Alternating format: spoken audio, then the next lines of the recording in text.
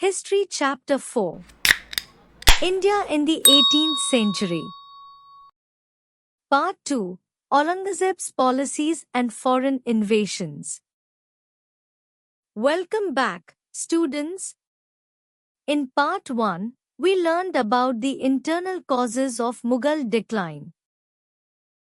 Now we'll explore how Emperor Aurangzeb's religious policies created serious problems and how foreign invasions by Nadir Shah and Ahmad Shah Abdali delivered crushing blows to the weakening empire. Aurangzeb's religious policy. Aurangzeb, who ruled from 1658 to 1707, followed a policy of religious intolerance. This was very different from his great-grandfather Akbar, who had followed a policy of religious tolerance and won the loyalty of all communities. Aurangzeb's intolerance shook the foundations of the empire and created numerous enemies. Aurangzeb imposed jizya, a tax on non-Muslims, which had been abolished by Akbar. He destroyed many Hindu temples and tried to force Islamic practices on his subjects. He discriminated against Hindu officials and removed many from important positions. This policy alienated the Hindu majority and created widespread resentment. The costly Deccan Campaign. Aurangzeb spent the last 25 years of his life fighting in the Deccan, trying to conquer the Maratha kingdom established by Shivaji. This long, drawn-out campaign was ruinous for the empire. The Marathas fought using guerrilla tactics, avoiding direct battles and attacking Mughal supply lines. The Mughal army couldn't defeat them despite its size. The Deccan campaign drained the imperial treasury. Thousands of soldiers died. The emperor's attention was completely focused on the south, while problems mounted in other parts of the empire. The campaign achieved little but cost everything. By the time Aurangzeb died in 1707, the empire was exhausted and bankrupt. Wars with various groups. Aurangzeb's religious intolerance resulted in numerous wars with the Sikhs, Marathas, Jats, and Rajput. Let's understand each of these conflicts. The Sikhs were peaceful people, but Aurangzeb's persecution of their gurus turned them into warriors. He executed Guru Tej Bahadur, the ninth Sikh Guru. This created permanent hostility between Sikhs and Mughals. After Guru Gobind Singh, the 10th Guru, Banda Bahadur became the leader of the Sikhs and fought against Mughal authority. The Marathas under Shivaji and his successors created a powerful kingdom in the Deccan. They continuously challenged Mughal authority and expanded their territory.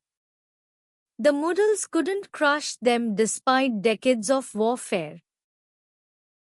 The Jats, a peasant community, also revolted against heavy taxation and religious persecution. They carved out an independent state and troubled the Mughals constantly. Most importantly, Aurangzeb lost the support of the loyal Rajput. The Rajput had earlier contributed greatly to Mughal stability through their military service and administrative abilities. Akbar had won Rajput loyalty through marriage alliances and respectful treatment. But Aurangzeb's intolerance turned these loyal allies into bitter enemies.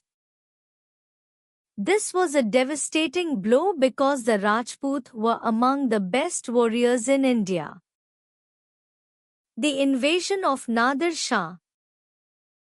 In 1739, Nadir Shah, the ruler of Persia, invaded India during the reign of the weak Mughal Emperor Muhammad Shah. The Mughal army was completely defeated.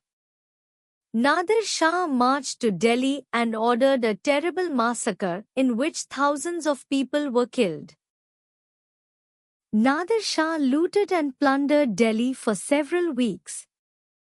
He carried away immense treasures, including the priceless Kohinoor diamond and the famous peacock throne.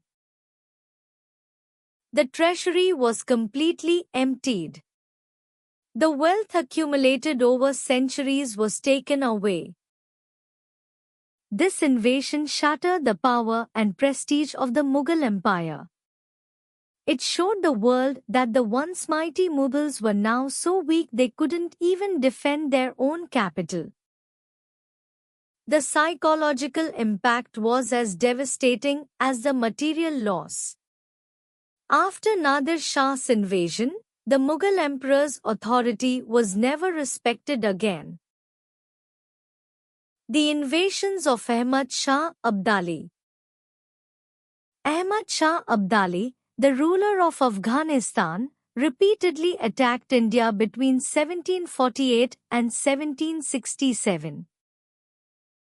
He invaded India 9 times, plundering northern India again and again. Each invasion brought destruction, death, and suffering. The weak Mughal emperors couldn't stop these invasions. They had to watch helplessly as foreign invaders looted their empire.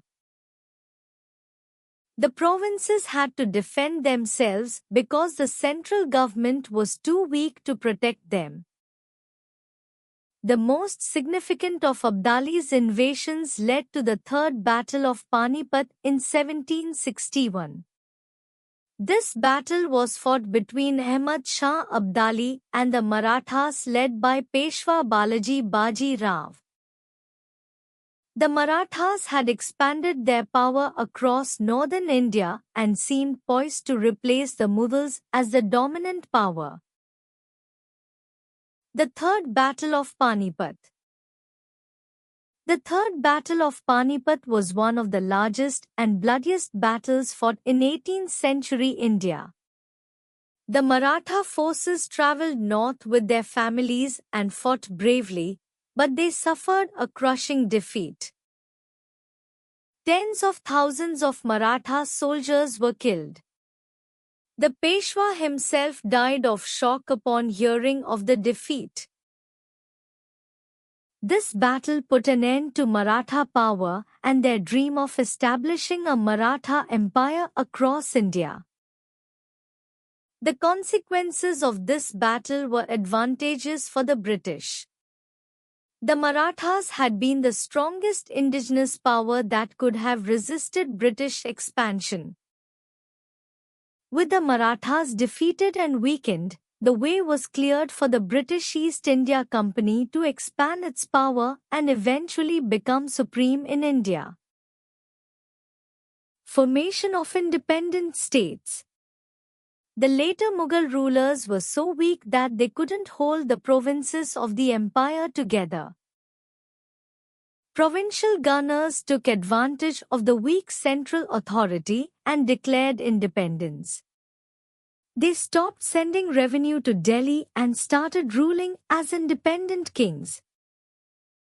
Several powerful independent states emerged. Bengal became independent under Murshid Quli Khan, who became the first independent Nawab of Bengal and shifted his capital to Murshidabad. He established efficient administration and effectively organized the revenue system.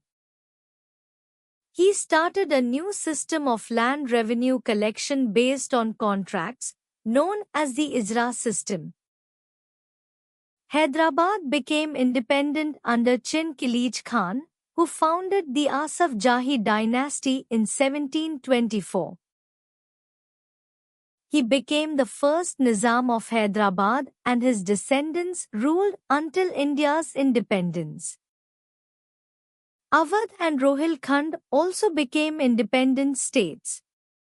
Each of these states was carved out of Mughal territory, further shrinking the empire until the Mughal emperor controlled only the area around Delhi, and even that was under constant threat. Conclusion of Part 2. Aurangzeb's religious intolerance created numerous enemies and costly wars. The invasions of Nadir Shah and Ahmad Shah Abdali shattered Mughal prestige and emptied the treasury.